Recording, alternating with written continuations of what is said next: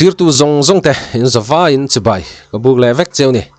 voi ni som ni pan ni tharuk sang ni som ni panga ania ni chin deuh mai khanin video CCTV footage pakhat viral chiam mai oma makti a hlo em maya chu enge ani kan ti chuanin pick up tlung in khom kaltur MC hall penga khan ekovanin asua kami chungchanga hemi he video hi viral na sa em maya ti chuan video hi kan en photanga a top lama kan tuini vele don bokani play yang Saudi setro ingeniero Kiranya lupa tidak masuk Kuma ponga motor saksi dalam ni mai the kiki tamu itu Saudi setro ingeniero kiranya oi korata lo setu tildo play non le loka Kuma ponga motor saksi dalam ni mai the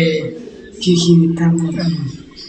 itu Saudi setro ingeniero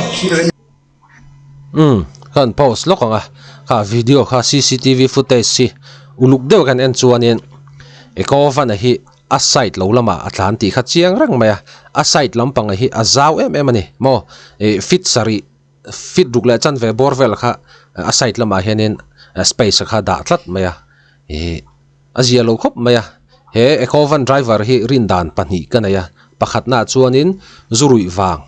pani na chuanin tlan laia mobile phone khoi wang hemi te pani hi thil poimo lutuk mai nia lir thei kan khal chuan driver kan ni chuanin rui chunga lir thei kan khal hianin over confidence si om thina poem mai ni ti chuanin tlan laia mobile phone kan khoi hian hetia phone kan khoia kan tlan kan phone kan khoi chuan kan mobile kha kan bi lo thei lo ni ka da khang kan du ai thuin kan lo tlan le to thina zia lo khop me ti chuanin hei pick up tluangi ekovanin tukin ang khom kal tur kha caption an ron zia dan ni chuo khom kal tur kha ekovanin a ron su ti ta uluk da video kan en kha chuanin ekovan driver hianin thiam na pakhat ma nei lo ni mo ama site lam khan china kan soyang khan soile soinus a site lampang akha anek lo sim ta Peter mo kumsom nga borvel omna lampang a site lo lampang zo ka khan ekovan a khatlan thlat maya ama khop maya he thil thlang hi driver te kan film khur apoi mo khop maya he video insut na zara video viral ka muwa ka ril lo oma chu driver te na an soi tam taka chu zu no khat ke in hianin ka confidin anti I oi zong ani em ke chu ko oi lo sim driver ina mishing ina zu no khat in to chuanin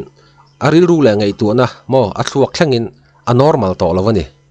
tam tak chuanin no khat no ni ke in hian ka pek sek hian ka confia ka khomu afi anti chu ke chuanin an hlau omlai takati ni tuna po he video CCTV footage sa kan hmuwa chiang em mai ni rui lo selang chuanin emo atlan lai mobile phone khoi lo selang chuanin heng tiang in sut nara phlaki athlengin ka ring mi lovani mo ngai dan in pom zong ani em chuan dana chuanin India dana chuan rui chunga motor kan khal hianin kan driving license te poisa tam tak choi theinat dan omani hei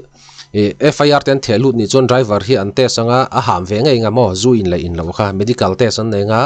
rui chunga motor ron khal ni kha chuanin a khesa kha rit ve fu mai theini emo tlan laia mobile phone alo khoi palani kha chuanin a khesa po kha theu neu lo viawang tlan motor khal laia mobile phone khoi sim hi phal lo ani le khati jong kha voina tan video kan siam thei chu ne le phot ta se ni danga video thar dang nan kai hmule theu do ne